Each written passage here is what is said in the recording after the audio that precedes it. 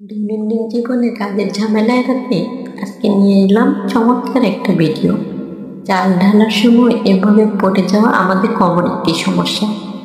তো এই ক্ষেত্রে কি করতে হবে, একটু টিপস অ্যান্ড ট্রিক্স খাটালে কিন্তু এই বিড়ম্বনা থেকে আমরা মুক্তি পাবো।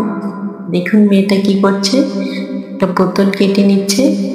নেওয়ার পরে সে ওই চালের পটলিটা ওই বোতলের ভিতরে যেদিকে ক্যাপটা থাকে ওইদিকে কিন্তু ঢুকিয়ে দিল।